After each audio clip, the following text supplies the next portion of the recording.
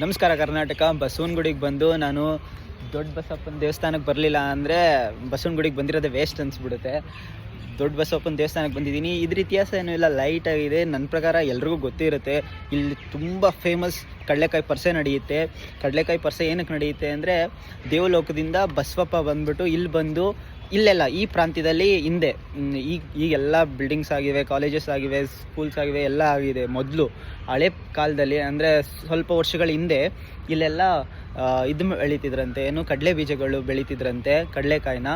ಆಗ ಬಸವಪ್ಪ ಧರೆಗಿಳಿದು ಬಂದು ಇಲ್ಲೆಲ್ಲ ಕಡಲೆಕಾಯಿ ಬೆಳೆಯೋದನ್ನ ಹಾಳು ಮಾಡ್ತಿದ್ದಂತೆ. ಆವಾಗ ಇಲ್ಲೆಲ್ಲ ಜನಗಳೆಲ್ಲ ಹೋಗಿ ಬಸವಪ್ಪನ ಹತ್ರ ಪ್ರಾರ್ಥನೆ ಮಾಡಿದ್ರಂತೆ, ನೋಡಪ್ಪ ನಿನಗೆ ವರ್ಷಕ್ಕೊಂದಿನ ನೈವೇದ್ಯ ಮಾಡ್ತೀವಿ, ನೀನು ಎಷ್ಟು ಕೇಳ್ತೀಯ ಅಷ್ಟು ಕಡಲೆಕಾಯಿನ ನಿನ್ನ ಮೇಲೆ ಸುರಿದು ಅಭಿಷೇಕ ಮಾಡ್ತೀವಿ, ದಯವಿಟ್ಟು ನಮ್ಮ ಜಮೀನುಗಳನ್ನ ಬಂದು ಹಾಳು ಮಾಡಬೇಡ ಅಂತ. ಅದಕ್ಕೆ ಬಸವಪ್ಪ ಒಪ್ಕೊಂಡಂತೆ. ಒಪ್ಪಿಗೆ ಸೂಚಿಸಿದ ನಂತರ ಇಲ್ಲಿ ಕಡಲೆಕಾಯಿ ಪರಿಷೆ ಅಂತ ಅದ್ಧೂರಿಯಾಗಿ ಕಡಲೆಕಾಯಿ ಎಲ್ಲ ಅಂದರೆ ಎಲ್ಲ ಎಲ್ಲೆಲ್ಲಿ ಬೆಳೀತಾರೆ ಅಲ್ಲೆಲ್ಲ ತಂದು ಮಾರಿ ದೊಡ್ಡ ಜಾತ್ರೆ ಮಾಡ್ತಾರೆ.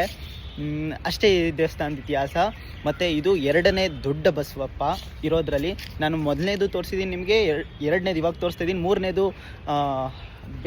ಬೇಲೂರು ಮತ್ತು ಹಳೆಬೀಡಲ್ಲಿ ಅವಾಗ ಕರ್ಕೊಂಡು ಹೋಗಿದಾಗ ತೋರಿಸಿದೆ. ಇದು ಮೂರನೇದು, ಬನ್ನಿ ತೋರಿಸ್ತೀನಿ.